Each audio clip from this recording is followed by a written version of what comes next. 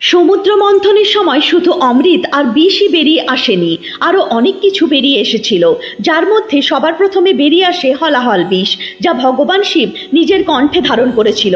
তারপর বেরিয়ে আসে কামধেনু গাই, যে সব ইচ্ছাকে পূর্ণ করতে পারত। তারপর আসে একটি সাতমুখী তেজস্বী সাদা ঘোড়া, যাকে ইন্দ্রদেব নিয়ে যায়। তারপর আসে ঐরাবত হাতি, তাকেও ইন্দ্রদেব নিয়ে যায়। তারপর আসে কৌস্তভ মুনি, যা ভগবান বিষ্ণু ধারণ করেন। এরপর আসে কল্পবৃক্ষ, যা দেবতারা স্বর্গে নিয়ে যায়। তারপর অপ্সরারা বের হয়, যাদের ইন্দ্রদেব নিয়ে যায়। তারপর বেরিয়ে আসে মদিরা বা মদ, যা দানবরা গ্রহণ করে। তারপর বের হয় চন্দ্রদেব, যাকে মহাদেব নিজের মাথায় ধারণ করেন। এরপর বেরিয়ে আসে পারিজাত বৃক্ষ, যা অত্যন্ত সুগন্ধিময় ছিল। তারপর বেরিয়ে আসে শাঁখ, যাকে ভগবান বিষ্ণু ধারণ করেন। তারপর ধন্বন্তরী, আয়ুর্বেদের দেবতা, যে অমৃত কলস নিয়ে প্রকট হন। এই অমৃতের জন্যই দেবতা ও দানবদের মধ্যে ভীষণ সংঘর্ষ হয়। আর সবশেষে বেরিয়ে আসেন মা লক্ষ্মী, যিনি ভগবান বিষ্ণুকে নিজের স্বামী রূপে বেছে নেন।